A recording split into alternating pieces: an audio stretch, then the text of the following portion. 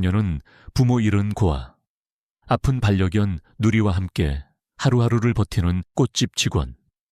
그는 십수년째 끔찍한 화재 속에서 자신을 구해준 나비를 찾기 위해 수천 수만 명의 여자를 밀어낸 냉혹한 심장의 CEO.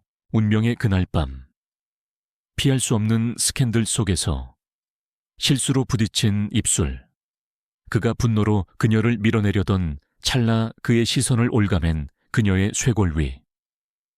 푸른 나비 한 마리, 단 한 번의 접촉도 허락지 않던 철벽의 남자가 그녀를 곁에 묶어두기 위해 위험한 계약을 내민다. 기억을 잃은 여자와 기억을 좇는 남자. 거짓으로 시작된 관계 속 진실의 파편들이 그들을 조여오기 시작하는데, 과연 그녀는 운명의 구원자인가? 지독한 우연의 장난인가?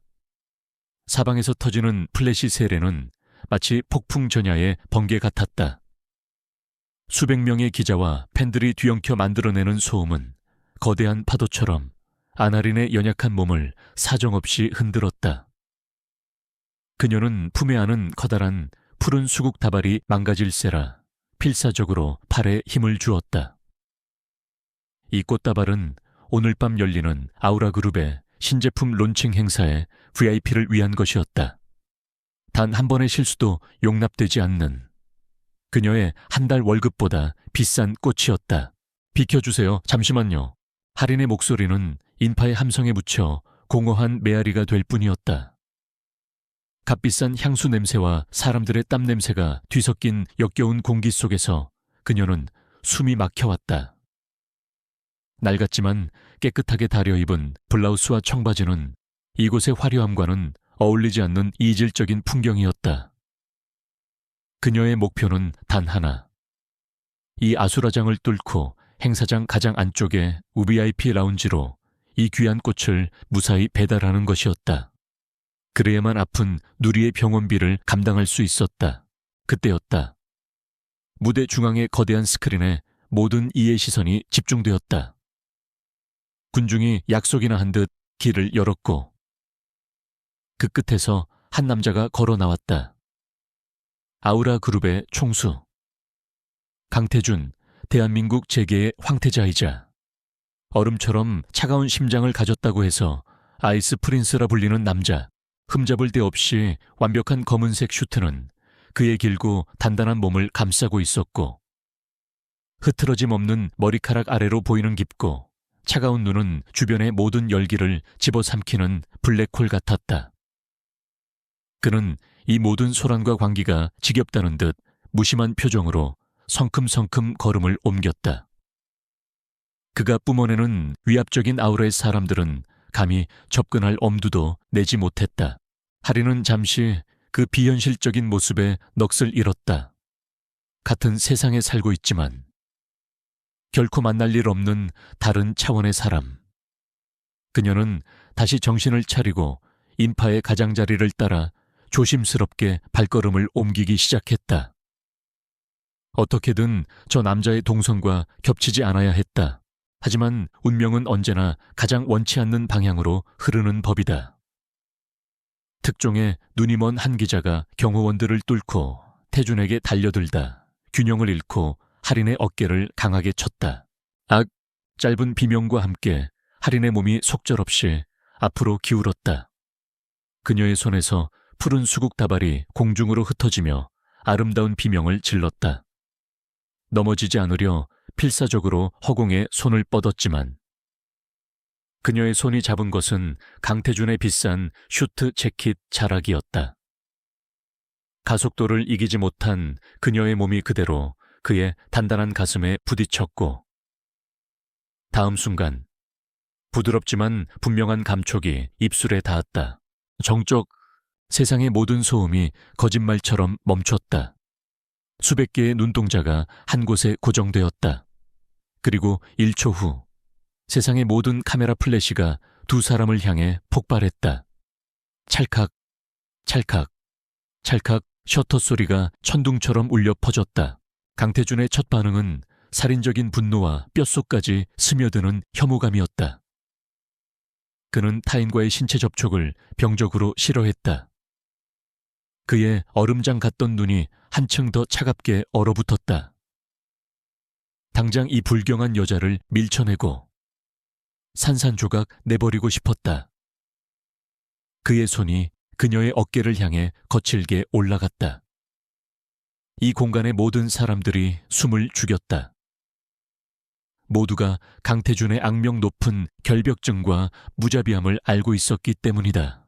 바로 그 순간이었다. 그가 그녀를 밀쳐내려던 찰나, 그의 시선이 한 곳에 꽂혔다. 충격으로 인해 살짝 벌어진 그녀의 블라우스긴 너머로 하얀 쇄골 위에 새겨진 작은 문신 같은 흔적이 보였다. 희미하지만 분명한 푸른빛을 띤 나비 모양의 모반, 세상이 무너져 내렸다. 카메라 플래시는 순식간에 그의 기억 속 지옥의 불꽃으로 변했다. 기자들의 외침은 모든 것을 집어삼키던 화마의 포효와 어린아이의 절규로 바뀌었다. 검은 연기 속에서 그를 향해 필사적으로 뻗어오던 작은 손, 그리고 그 손목 안쪽에 선명하게 새겨져 있던 바로 저 나비, 오빠, 빨리 이쪽이야. 흐릿한 얼굴, 기억나지 않는 목소리. 하지만 그의 뇌리에 화인처럼 새겨진 단 하나의 이미지. 10수년 동안 그의 꿈을 재로 만들고 그의 삶을 송두리째 바꿔놓은 그날의 나비. 태준의 온몸에서 분노가 썰물처럼 빠져나갔다. 그 자리를 채운 것은 거대한 충격과 혼란, 그리고 심장을 꿰뚫는 격렬한 파동이었다. 그는 여자를 밀쳐내지 않았다.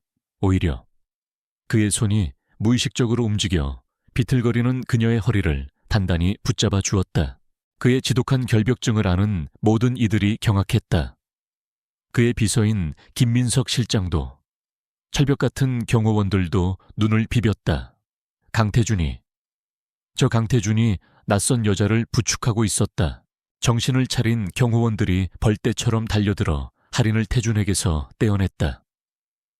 그녀는 극도의 공포와 수치심에 얼굴이 새하얗게 질려 있었다. 그의 마음속에서 무슨 일이 일어났는지 알 리 없는 그녀는 그저 자신이 돌이킬 수 없는 사고를 쳤다는 사실에 정신이 아득해졌다. 바닥에 흩어져 처참하게 짓밟힌 푸른 수국을 보며 눈앞이 캄캄해졌다. 태준은 경호원들에게 끌려나가는 할인의 뒷모습을 만견히 바라보았다. 그의 시선은 그녀의 쇄골, 나비 모반이 있던 그 자리에 고정되어 있었다. 그는 빗발치는 기자들의 질문도, 아수라장이 된 행사장도 안중에 없었다. 10수년간의 지독한 불면의 밤들이 주마등처럼 스쳐 지나갔다. 헛된 희망이라고, 이제는 포기해야 한다고 수없이 되뇌었던 그 약속, 어쩌면 오늘 그 끝없는 악몽의 종지부를 찍을 수 있을지도 모른다. 그는 천천히 몸을 돌려 충격에 빠진 김 실장을 향해 말했다. 목소리는 낮았지만 그 안에 담긴 힘은 주변의 모든 소음을 압도했다. 김 실장, 네 대표님, 저 여자 찾아내. 지금 당장 저 여자에 대한 모든 걸 알아내. 그것은 명령이었다. 지루한 행사에 의무적으로 참석했던 아이스 프린스는 사라지고 10수년의 한을 풀기 위해 움직이는 한 마리 맹수만이 남아있었다. 경호원들에게 이끌려 호텔 밖으로 쫓겨나다시피 한 할인은 차가운 밤 공기에 정신이 번쩍 들었다. 온몸이 사시나무처럼 떨렸다. 그녀는 그 재수없는 CEO의 이상한 반응을, 그가 자신을 바라보던 그 기묘한 눈빛을 이해할 수 없었다. 하지만 지금은 그런 걸 생각할 겨를이 없었다.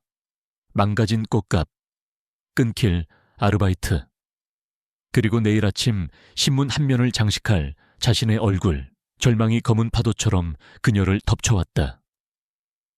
그녀의 평범하고 고단했던 일상은 바로 오늘 이 어처구니없는 입맞춤 한 번으로 끝장나 버렸다. 다음 날 아침 세상은 아나린이라는 이름으로 뒤덮였다. 그녀의 흐릿한 사진이 스마트폰 화면과 낡은 옥탑방 구석에 작은 텔레비전 뉴스에 온종일 떠다녔다.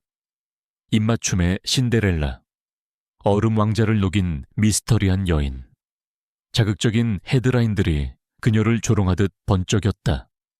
하리는 두려움에 떨었다. 바로 그때 낡은 철문이 부서져라 두드리는 소리가 들렸다. 밀린 월세를 독촉하는 집주인의 고함 소리가 그녀의 공포를 더욱 깊은 나락으로 밀어 넣었다. 바로 그 혼돈의 한가운데 그녀의 허름한 동네와는 어울리지 않는 매끄러운 검은색 세단 한 대가 좁은 골목길에 멈춰 섰다. 흠잡을 데 없는 슈트 차림에 김민석 실장이 차에서 내려 그녀에게 다가왔다. 그들의 세상이 얼마나 다른지를 보여주는 극명한 대비였다. 하리는 천문학적인 손해배상 소송을 당할 것이라 직감하고 방어적으로 몸을 움츠렸다. 김 실장은 그녀를 고급스럽지만 인적이 드문 카페의 개인실로 안내했다. 그는 정중했지만 단호했다. 그는 이번 스캔들로 아우라 그룹의 주가와 강태준 대표의 이미지가 얼마나 큰 타격을 입었는지 간결하게 설명했다. 그리고 해결책을 제시했다. 소송 서류가 아닌 계약서였다. 이게 뭐죠? 계약 결혼 제안서입니다. 하리는 자신의 귀를 의심했다. 잠시 어이없는 웃음이 터져 나왔고 그 웃음은 곧 분노로 바뀌었다. 제정신이세요. 내가 왜 그 오만하고 재수없는 남자랑 결혼을 해요. 그녀는 단칼에 거절했다. 김 실장은 동요하지 않았다. 그는 테이블 위로 서류철 하나를 밀었다. 안에는 계약서와 함께 그녀가 평생 만져볼 수도 없을 만큼 거액이 찍힌 통장 사본이 들어있었다. 그녀의 모든 문제를 해결하고도 남을 엄청난 액수였다. 계약 내용은 간단했다. 6개월간 강태준의 다정한 약혼녀, 그리고 아내 역할을 수행할 것, 공식 행사에 동행할 것, 그리고 그의 집에서 함께 생활할 것. 사적인 질문이나 실제적인 신체 접촉은 금지. 김 실장은 그녀의 모든 빚이 즉시 청산될 것이며 특히 그녀가 애지중지하는 반려견 누리의 비싼 수술비와 치료비까지 모두 지원될 것이라는 말을 덧붙였다. 그들이 그녀의 모든 것을 철저히 조사했다는 사실을 깨닫자 하리는 등골이 서늘해졌다. 그 시각 강태준은 자신의 펜트하우스 집무실에서 김 실장의 안경에 달린 초소형 카메라가 전송하는 실시간 영상을 보고 있었다. 그는 초조했다. 스캔들이나 주가 따위는 안중에도 없었다. 그의 관심은 오직 하나. 나비 모반이었다. 다시 한번 확인해야 했다. 가까이서. 분명하게. 그녀가 정말 그 아이가 맞는지 알아야만 했다. 계약 결혼은 조악하지만 그녀를 곁에 묶어둘 가장 확실한 족쇄였다. 그의 차가운 이성이 다른 모든 감정을 묵살했다. 다시 카페, 하리는 깊은 갈등에 휩싸였다. 이것은 악마와의 거래였다. 하지만 아픈 누리의 얼굴과 산더미 같은 빚을 떠올렸다. 영혼을 파는 기분으로. 그녀는 떨리는 손으로 계약서에 서명했다. 세상은 하루아침에 뒤바뀌었다. 비좁고 곰팡내 나던 옥탑방에서 그녀는 강태준의 광활하고 차가운 미니멀리즘 펜트하우스로 옮겨졌다. 그곳은 집이라기보다는 온기 없는 박물관에 가까웠다. 그녀의 초라한 짐가방은 그 거대한 공간 속에서 처량하기 짝이 없었다. 강태준이 그곳에 있었다. 여전히 얼음처럼 차갑고 멀게 느껴졌다. 그는 서늘한 목소리로 집안의 규칙들을 나열했다. 여기가 당신 방이야. 내 물건엔 손대지 마. 내 서재는 출입 금지야. 같이 모습을 보여야 할 때를 제외하고 식사는 각자 해결하도록. 그는 입맞춤이나 모반에 대해서는 한마디도 언급하지 않았다. 마치 아무 일도 없었다는 듯 그는 그녀를 관찰하고 시험하고 있었다. 하리는 두려움 속에서도 지지 않으려는 듯 쏘아붙였다. 알았어요. 나도 당신 물건 따위엔 관심 없으니까. 그렇게 그들의 아슬아슬한 동거가 시작되었다. 낯선 호화로운 침대에서의 첫날 밤. 하리는 악몽을 꾸었다. 이전보다 훨씬 더 생생한 꿈이었다. 그녀는 어린아이가 되어 매캐한 연기 속을 헤매고 있었다. 코를 찌르는 나무 타는 냄새가 질식할 듯 현실적이었다. 어디선가 아이의 흐느낌이 들려왔다. 그녀는 식은땀에 젖어 숨을 헐떡이며 잠에서 깼다. 이 꿈은 아주 오래전부터 희미하게 그녀를 괴롭혀왔지만 이상하게도 이 집에서는 그 모든 감각이 훨씬 더 날카롭고 선명하게 느껴졌다. 바로 그때 불청객이 찾아왔다. 강태준의 새어머니이자 아우라그룹의 현 회장인 서은경이었다. 그녀는 예고도 없이 펜트하우스를 방문해 갑자기 나타나 자기 아들의 마음을 사로잡았다는 근본 없는 여자를 뜯어보기 시작했다. 우아하고 상냥한 미소 뒤에 숨겨진 그녀의 눈은 날카롭게 할인의 모든 것을 훑었다. 그녀는 가짜 모성애를 가장한 채 할인의 가족, 과거, 의도에 대해 집요하게 질문을 던졌다. 할인은 본능적인 한계를 느꼈다. 할인을 만나고 난 후 서은경 회장은 채 오르자마자 자신의 비서에게 전화를 걸었다. 그 아이 얼굴이 어딘가 낯이 익어 기분이 나쁠 정도로 아나린이라는 그 아이의 뒷조사 좀 해봐. 어디서 태어났는지, 부모는 누구였는지 하나도 빼놓지 말고 전부 다 먼지 하나까지 샅샅이 털어와. 그녀의 목소리에는 뱀 같은 의심이 서려 있었다. 그렇게 태준의 비밀스러운 조사와는 별개로 또 다른 어두운 조사가 시작되었다. 어느덧 밤이 깊어졌다. 할인은 황금 새장 속에 갇힌 죄수처럼 거대한 방에 홀로 남았다. 베개를 끌어안고 잠시 다른 곳에 맡겨진 누리를 떠올렸다. 지독한 악몽의 잔상이 사라지지 않았다. 그녀는 무의식적으로 자신의 쇄골, 나비 모반이 있는 곳을 어루만졌다. 늘 그저 보기 흉한 흠이라고만 여겼던 이 흔적이 어쩌면 무언가 다른 의미를 가지고 있는 것은 아닐까. 태준과 서 회장의 마음속에 심어진 의심의 씨앗이 이제 막 그녀의 마음속에서도 아주 작은 싹을 틔우기 시작했다. 아나린의 첫 번째 공식 임무는 강태준과 함께 자선 갈라 행사에 참석하는 것이었다. 대중 앞에서 다정한 연인의 모습을 연기해야 하는 날. 아우라 그룹의 스타일리스트 팀에 의해 그녀는 평범한 꽃집 아가씨에서 눈부신 디자이너 드레스를 입은 여인으로 다시 태어났다. 강태준은 그 변신에 순간적으로 숨을 멈췄지만 이내 평소의 얼음 같은 가면 뒤로 감정을 숨겼다. 행사장에서 강태준의 이복형인 서지훈이 접근해왔다. 그는 겉으로는 매력적인 미소를 띠고 있었지만 그의 말에는 비아냥과 경멸이 뚝뚝 묻어났다. 태준이 잠시 다른 재계 인사와 대화를 나누는 틈을 타 할인에게 다가온 그는 그녀의 신데렐라 스토리를 비웃으며 돈 때문에 온 것이 아니냐고 비아냥거렸다. 누나, 이 연극하는데 얼마 받기로 했어요. 우리 동생이 보기보다 통이 크거든. 그때 등 뒤에서 냉기가 느껴졌다. 강태준이 돌아와 있었다. 그는 목소리를 높이지 않았지만 그의 존재만으로 주변 공기가 얼어붙는 듯했다. 그는 할인의 허리를 감싸 안으며 지훈을 향해 차갑고 날카로운 말을 던졌다. 내 사람에게 함부로 말하지 마. 그 공개적인 소유욕과 보호 본능은 지훈뿐만 아니라 할인 자신도 놀라게 했다. 그가 그녀를 적극적으로 감싸준 것은 처음이었다. 할인의 마음에 아주 희미하지만 따뜻한 무언가가 스쳐 지나갔다. 한편 펜트하우스에서의 삶은 여전히 숨막혔다. 할인은 반려견 누리가 너무나도 그리웠다.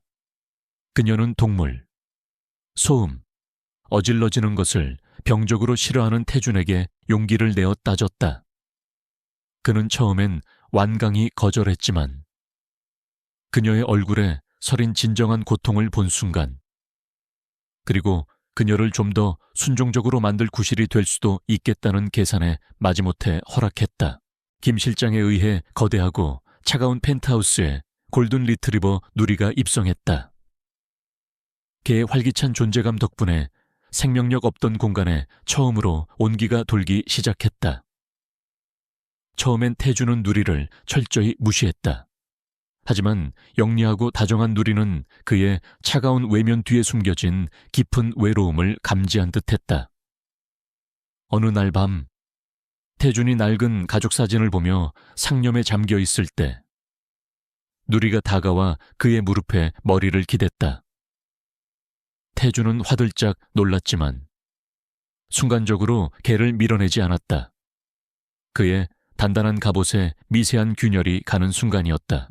그 균열을 비집고 들어온 것은 서은경 회장이었다. 그녀는 여느 때처럼 예고 없이 방문했다. 그녀가 현관에 들어서는 순간 평소에는 누구에게나 다정하던 누리가 갑자기 으르렁거리기 시작했다. 등의 털을 곤두선 채 누리는 할인의 앞을 막아서며 서 회장을 향해 맹렬하게 이빨을 드러냈다. 할인은 당황해서 누리를 말렸지만 개의 적개심은 조금도 누그러지지 않았다. 태주는 그 광경을 목격했다. 동물, 특히 개는 직감이 뛰어나다는 것을 알고 있었다. 자신의 새어머니를 향한 누리의 극단적인 반응은 기묘했다. 문득 어린 시절, 자신들의 집에도 개가 있었다는 희미한 기억이 떠올랐다.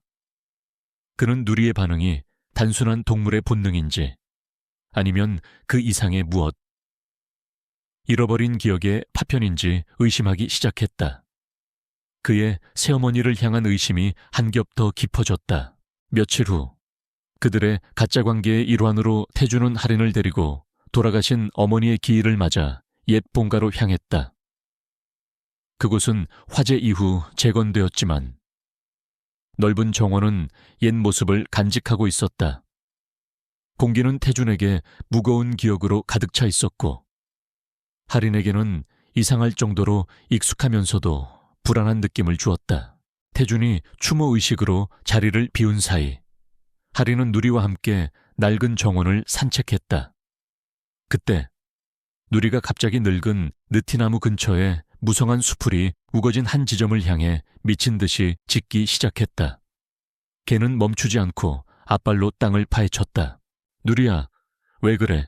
호기심과 걱정이 뒤섞인 채 할인은 무릎을 꿇고 누리가 파헤친 흙을 손으로 걷어냈다.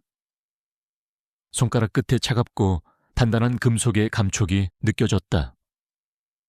그녀는 조심스럽게 그것을 꺼내 들었다. 흙이 묻어 있었지만 형태는 분명했다. 나비 모양으로 정교하게 세공된 낡고 빛바랜 은재 머리핀이었다. 그 머리핀을 움켜쥐는 순간 날카롭고 눈부신 통증이 그녀의 머리를 관통했다. 조각난 영상 하나가 섬광처럼 스쳐 지나갔다. 바로 이 머리핀을 꽂은 채 부드러운 미소를 지으며 자장가를 흥얼거리던 한 여인의 모습. 그 영상은 나타났을 때처럼 순식간에 사라졌고 그녀는 숨을 헐떡이며 머리를 감싸 쥐었다. 영상 속 여인이 누구인지는 몰랐지만 그 이미지와 함께 밀려온 사랑의 감정과 모든 것을 잃어버린 듯한 처절한 상실감은 너무나도 생생하고 고통스러웠다. 태준이 그녀를 발견했을 때 그녀는 핏기 없는 얼굴로 낡은 머리핀을 쥔 채 떨고 있었다. 무슨 일이야? 그의 목소리에는 평소와 다른 걱정이 묻어 있었다. 할인은 그저 고개를 저을 뿐이었다. 눈에는 눈물이 그렁그렁 맺힌 채 머리핀이 방금 열어젖힌 감정의 폭풍과 고통스러운 기억의 파편을 설명할 수 없었다. 물리적인 단서가 마침내 그녀의 잠재의식과 연결되었다. 이제 과거는 더 이상 잊혀진 꿈이 아니라 손에 잡힐 듯 생생한 존재가 되어 그녀의 현실을 뒤흔들기 시작했다. 머리핀 발견 이후 강태준의 세상은 다시 한번 흔들렸다. 그는 더 이상 의심하지 않았다. 확신에 가까운 예감이 그의 온몸을 지배했다. 펜트하우스로 돌아온 그는 할인에게 과거에 대해, 악몽에 대해, 그리고 그녀가 기억하는 모든 것에 대해 집요하게 물었다. 할인은 여전히 충격에서 벗어나지 못한 채 어린 시절의 사고로 기억을 잃었다는 사실과 반복되는 화재 악몽에 대해서만 겨우 털어놓을 수 있었다.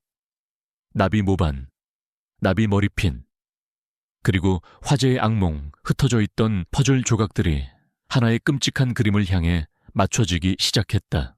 태주는 결심했다. 이 여자를 믿기로, 아니, 그녀를 열쇠로 사용하기로. 그는 처음으로 그녀에게 자신의 과거 일부를 드러냈다. 자신도 그 화재 현장에 있었고, 그날 어머니를 잃었으며, 나비 모반을 한 소녀가 자신을 구해줬다는 사실을. 두 사람 사이에는 계약 관계를 넘어선 공동의 목적이라는 새로운 유대감이 형성되었다. 태주는 의심을 피하기 위해 미제 사건 재검토를 통한 사회 환원 프로젝트라는 명분을 내세워 십수년 전의 화재 사건에 대한 재조사에 공식적으로 착수했다. 태준과 김 실장, 그리고 하리는 먼지 쌓인 옛 경찰 기록들을 파헤치기 시작했다. 그리고 그 안에서 명백한 문제점들을 발견했다. 사건은 단순 누전으로 인한 우발적 화재로 종결되었지만 최초의 화재 감식 보고서에는 미량의 인화성 물질, 즉 방화의 흔적이 언급되어 있었다. 하지만 그 보고서는 알 수 없는 이유로 묵살되었다. 유일한 목격자였던 경비원은 혼란스러운 증언을 남긴 채 거액의 돈을 받고 홀연히 사라졌다. 그리고 가장 결정적인 단서, 화재의 다른 희생자 명단. 그곳에는 안상철, 그리고 그의 아내라는 이름이 적혀 있었다. 할인의 부모님이었다. 기록에 따르면 그들은 그날 밤 태준의 어머니를 만나기 위해 본가를 방문했었다. 부모님의 이름을 확인한 순간 할인은 무너져 내렸다. 외면하고 있던 상실의 진실이 거대한 파도처럼 그녀를 덮쳤다. 태준은 사건의 동기를 직감했다. 그의 어머니는 당시 아우라그룹의 이사였던 서은경이 주도하던 거대한 비자금 조성과 횡령 계획을 폭로하려던 참이었다. 그리고 할인의 아버지인 안상철 과장은 그의 어머니를 돕던 비밀 정보원이자 증거가 담긴 회계 장부를 가지고 있었다. 그날의 화재는 단순히 태준의 어머니를 노린 것이 아니었다. 증거를 인멸하고 안상철 과장 부부를 포함한 모든 목격자를 제거하기 위한 계획된 살인이었다. 서은경 회장과 서지훈은 회사 내부에 심어둔 첩자를 통해 태준의 움직임을 보고받았다. 그들은 공황에 빠졌다. 십수년간 완벽하게 묻어두었던 진실이 수면 위로 떠오르는 것을 좌시할 수 없었다. 질투심과 야망에 불타던 지훈은 이 기회에 태준과 그 계집애를 영원히 제거해버릴 대담하고 무자비한 계획을 제안했다. 그들의 덫은 두 단계로 이루어졌다. 첫 번째는 할인에게 누명을 씌우는 것. 그들은 할인이 과거와의 연관성을 조작하여 아우라 그룹에서 돈을 뜯어내기 위해 의도적으로 태준에게 접근했다는 거짓 증거들을 만들었다. 그리고 매수해둔 타블로이드 기자에게 이 정보를 흘렸다. 혹시라도 할인의 기억이 돌아올 경우 그녀의 증언에 대한 신빙성을 미리 떨어뜨리기 위함이었다. 두 번째는 치명적인 유인책이었다. 그들은 태준이 할인을 보호하려 한다는 사실을 역이용했다. 지훈은 당신 부모님에 대해 증언해줄 사람이 있다는 가짜 메시지를 보내 할인을 아우라 그룹의 유령 회사가 소유한 외딴 폐창고로 유인했다. 부모님에 대한 단서를 찾고 싶다는 절박함에 할인은 그 미끼를 물고 말았다. 그녀는 태준에게 알리지 않고 혼자서 약속 장소로 향했다. 무언가 스스로 알아내고 싶었기 때문이다. 떠나기 전 누리가 위험을 감지한 듯 불안하게 짖으며 그녀의 옷자락을 물고 늘어졌지만 그녀는 개를 달래고 집을 나섰다. 폐창고에서 그녀를 기다리고 있던 것은 증인이 아닌 서지훈이었다. 그는 경멸 어린 미소와 함께 그녀를 조롱했다. 내년이나 내 부모나 그저 밟으면 터지는 벌레 같은 존재였을 뿐이야. 그의 주변에는 험악한 인상의 사내들이 서 있었다.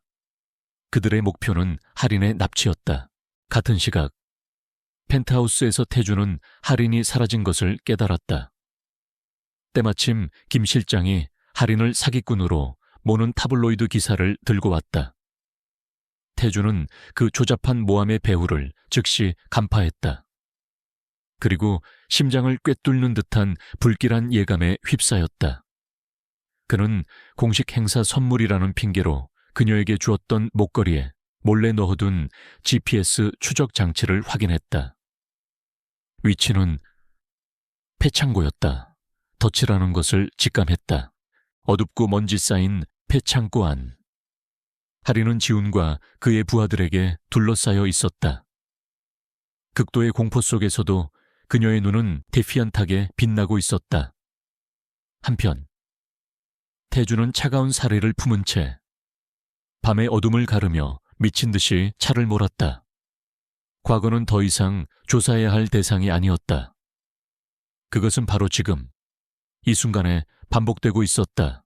그리고 그는 두 번 다시 그녀를 잃을 수 없었다. 할인은 폐창고의 어둠 속에서 서지훈과 그의 부하들에게 둘러싸여 있었다. 지훈의 조롱에도 불구하고 그녀의 눈에서는 예상치 못한 용기가 뿜어져 나왔다. 네가 꾸민 짓이구나. 내 어머니랑 같이. 그녀의 차분한 도발은 지훈의 심기를 건드렸다. 그가 손을 까딱하며 부하들에게 그녀를 잡으라고 명령한 바로 그 순간이었다. 굉음과 함께 창고의 낡은 철문이 종잇장처럼 구겨지며 안으로 터져 들어왔다. 강태준의 검은색 세단이 문을 박살내고 멈춰 섰다. 차에서 뛰어내린 그의 얼굴은 차가운 분노로 얼어붙어 있었다. 더 이상 냉정한 CEO는 없었다. 절박함에 이끌린 한 마리의 흑표범처럼 그는 할인을 향해 돌진하는 사내들에게 몸을 날렸다. 잘 짜인 안무 같은. 그러나 뼈와 살을 부수는 무자비하고 효율적인 격투가 이어졌다. 하지만 이건 역시 지훈의 계획 일부였다. 태준이 부하들과 뒤엉켜 있는 사이 지훈은 회심의 미소를 지으며 손에 든 리모컨 버튼을 눌렀다. 쾅 하는 굉음과 함께 모든 출입구에 두꺼운 강철 셔터가 내려와 그들을 안에 가두었다. 이어서 지훈은 창고 구석에 쌓여있던 드럼통 여러 개를 발로 차 넘어뜨렸다. 코를 찌르는 휘발유 냄새가 순식간에 공기 중으로 퍼져나갔다. 지훈은 미친 듯한 미소를 지으며 라이터를 손에 들었다. 강태준, 내 어머니가 갔던 곳처럼 너도 똑같이 보내주지. 저 여자랑 같이. 그가 라이터를 튕겨 허공에 던졌다. 불꽃이 휘발유와 만나는 순간 화르륵 하는 포효와 함께 지옥의 문이 열렸다. 불길은 낡은 나무 상자와 폐자재들을 집어삼키며 무서운 속도로 번져나갔다. 열기, 연기, 모든 것을 집어삼키는 불의 함성. 그 끔찍한 광경은 과거의 지옥을 고스란히 재현하고 있었다. 바로 그 순간 할인의 머릿속에서 무언가 툭 하고 끊어졌다. 타는 냄새, 이글거리는 불꽃, 숨막히는 연기. 이 모든 감각적 과부하가 그녀의 굳게 닫힌 기억의 문을 폭력적으로 열어젖혔다. 이번에는 희미한 파편이 아니었다. 거대한 댐이 무너지듯 봉인되었던 모든 기억이 쏟아져 들어왔다. 선명하게 보였다. 아버지가 태준의 어머니에게 회개 장부를 건네던 모습, 지금보다 젊지만 똑같이 무자비했던 서은경이 그들 앞에 나타나 차갑게 처리해라고 명령하던 목소리, 불길이 치솟고 부모님이 그녀를 작은 창고에 밀어넣으며 조용히 하라고 속삭이던 다급한 목소리. 그녀는 문틈으로 모든 것을 보았다. 불타는 대들보에 깔려 울고 있던 어린 태준. 부모님의 목소리가 더 이상 들리지 않게 되자 기어나와 그의 팔을 잡아 끌며 오빠, 빨리 라고 외치던 자신의 모습, 부서진 창문으로 그를 끌고 나가다.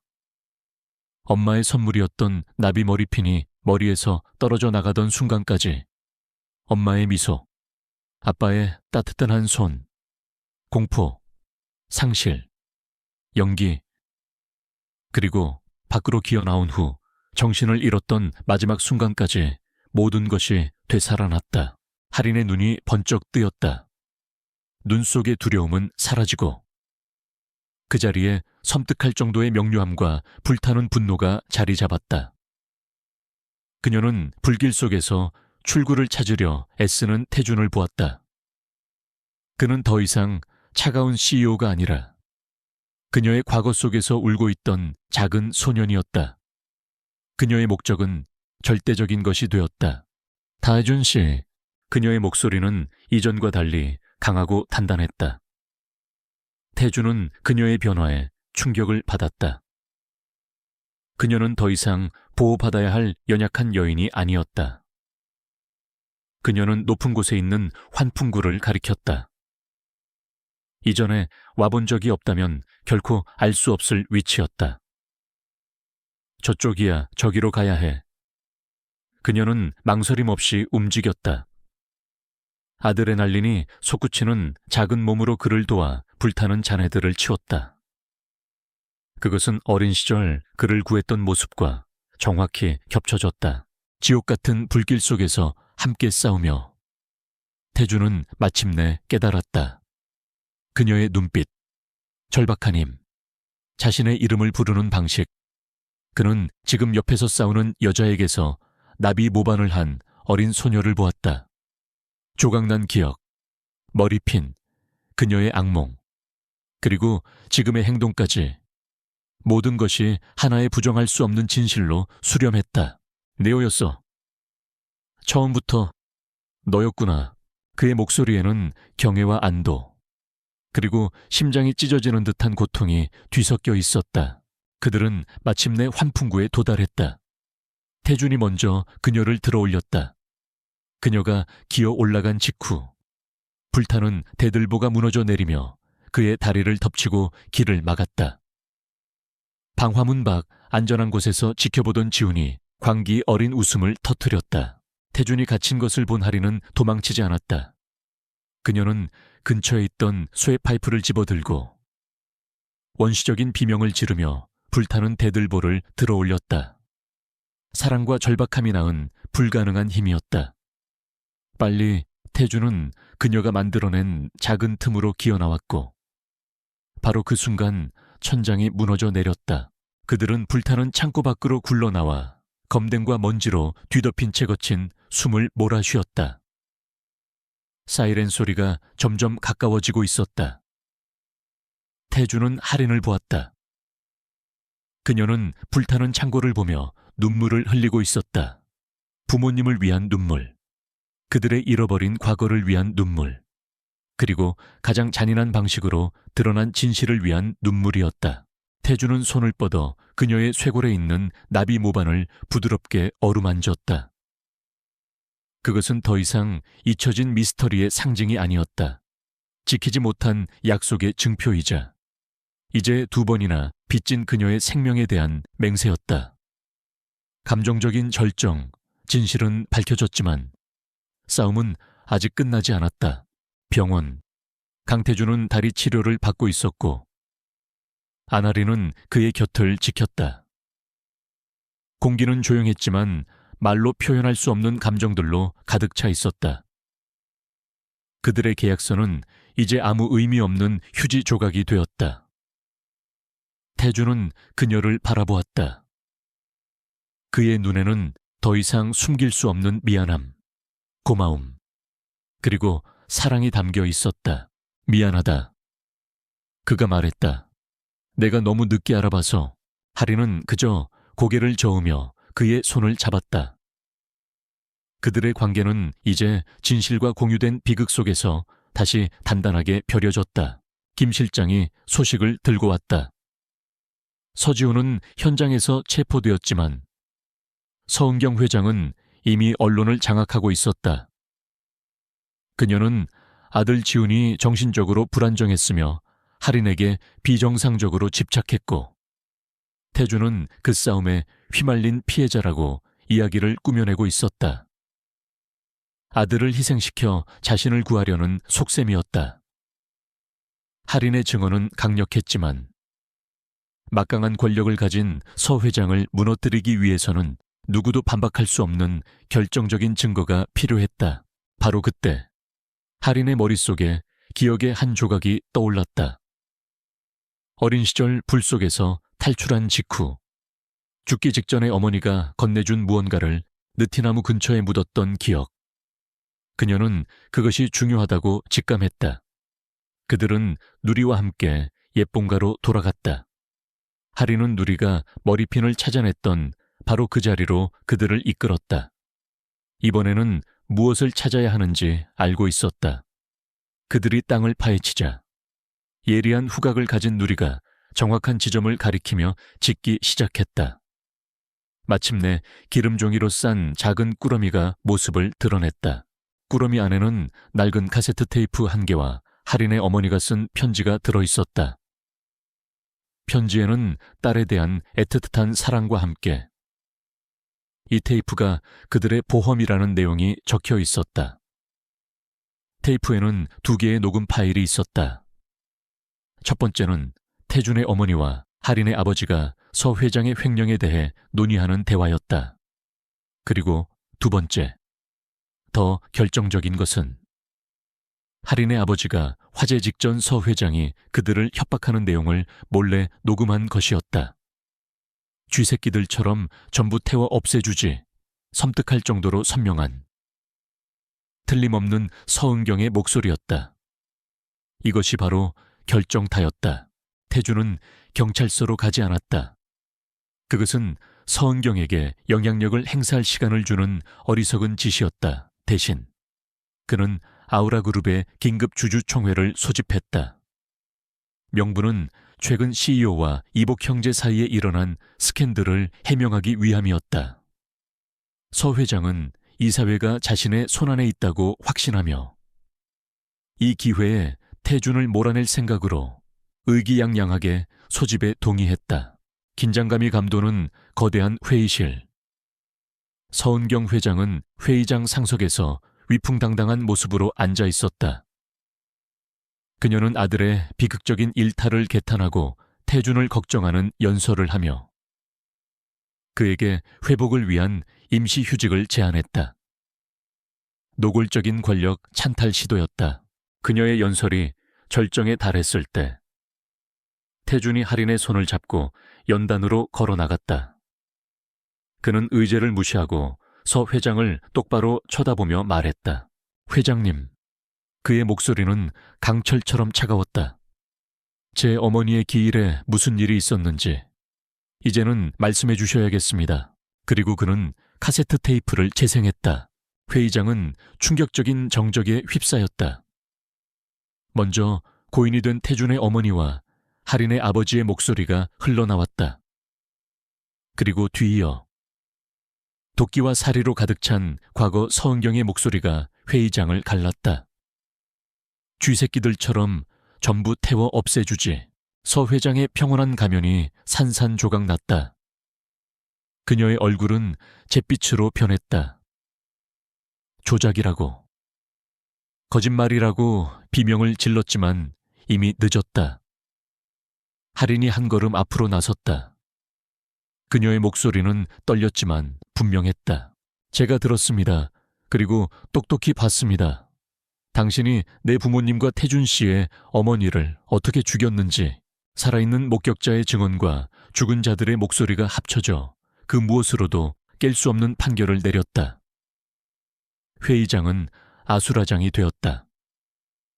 태준에게 충성하는 경호원들이 출구를 막았고 밖에서 대기하고 있던 경찰들이 회의장으로 들이닥쳤다. 그들은 방화, 살인, 횡령 혐의로 망연자실한 서은경 회장을 체포했다. 그녀의 공포 정치는 막을 내렸다. 수갑이 채워진 채 끌려가면서 서 회장은 태준과 시선을 마주쳤다. 그녀의 눈에는 후회 대신 순수한 증오만이 가득했다. 태주는 승리감 대신 깊고 지친 슬픔으로 그녀를 마주 보았다. 길고 고통스러웠던 전쟁이 마침내 끝났다. 그는 조용히 눈물 흘리는 할인에게 다가갔다. 그리고 모든 사람이 보는 앞에서 그녀를 부드럽게 끌어안았다. 계약도, 거짓말도, 위험도 모두 사라지고 오직 과거의 잿더미 속에서 서로를 다시 찾아낸 두 영혼만이 남아있었다. 공적인 정의는 실현되었고 이제 그들만의 사적인 치유가 시작될 시간이었다. 몇 달이 흘렀다. 계절이 바뀌고 세상은 새로운 질서를 찾아갔다. 아우라 그룹은 강태준의 리더십 아래 빠르게 안정을 되찾았다. 서은경과 서지우는 법의 심판을 받아 종신형을 선고받았다. 그들의 이름은 이제 잊혀진 과거의 오점이 되었다. 태준과 하리는 더 이상 차갑고 텅 빈 펜트하우스에 살지 않았다.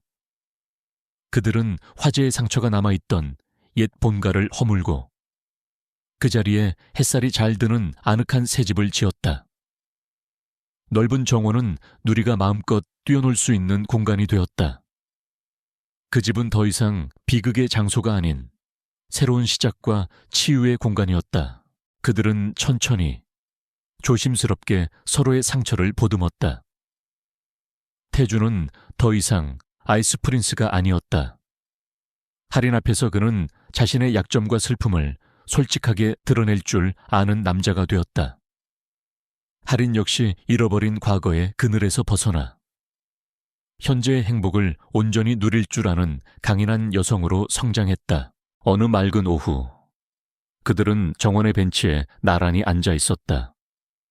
누리는 그들의 발치에서 평화롭게 졸고 있었다. 태주는 할인의 손을 잡고 그녀의 쇄골에 있는 나비 모반을 부드럽게 어루만졌다. 이게 처음엔 원망의 상징인 줄 알았어.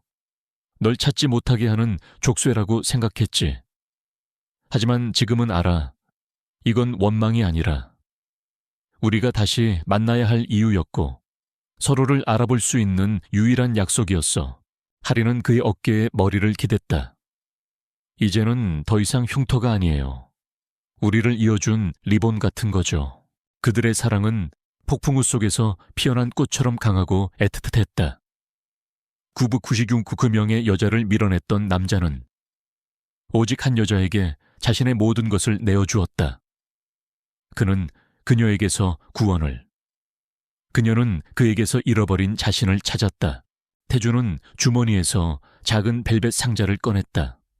그는 할인 앞에서 한쪽 무릎을 꿇었다. 할인은 놀라움과 감동으로 숨을 멈췄다. 상자 안에는 단순하지만 우아한 다이아몬드 반지가 반짝이고 있었다. 안할인. 그의 목소리는 진심으로 가득 차 있었다. 내 과거를 찾아주고 내 현재를 구원하고 내 미래가 되어줄래? 나와 결혼해줘. 할인의 눈에서 눈물이 흘러내렸다. 기쁨의 눈물, 행복의 눈물이었다. 그녀는 고개를 끄덕였다. 네, 태준 씨. 당신과 함께라면 어디든. 태준은 그녀의 손가락에 반지를 끼워주었다. 그리고 그는 그녀의 입술에 부드럽게 입을 맞췄다. 처음의 사고와도 같았던 입맞춤과는 전혀 다른 사랑과 약속으로 가득 찬 진정한 첫 키스였다. 이야기는 그들의 결혼식 장면으로 끝을 맺는다. 많은 하객들 없이 가장 가까운 친구들과 김 실장, 그리고 턱시도를 차려입은 누리만이 증인이 된 작고 소박한 결혼식이었다. 하얀 드레스를 입은 하리는 세상에서 가장 행복한 신부였다. 그녀의 쇄골 위 나비 모반은 더 이상 드레스 아래에 감춰지지 않았다. 그것은 이제 그녀의 일부이자 그녀의 이야기 그 자체였기 때문이다. 태주는 그녀를 바라보며 미소 지었다. 그의 눈에는 한 여자에 대한 무한한 사랑과 존경이 담겨 있었다. 나비 한 마리가 날아와 할인의 어깨에 잠시 앉았다가 다시 푸른 하늘로 날아올랐다. 그것은 마치 그들의 고통스러웠던 과거가 마침내 자유를 찾고 축복 속에서 날아오르는 것만 같았다. 비극으로 시작된 인연은 모든 시련을 이겨내고 가장 찬란한 해피엔딩을 맞이했다.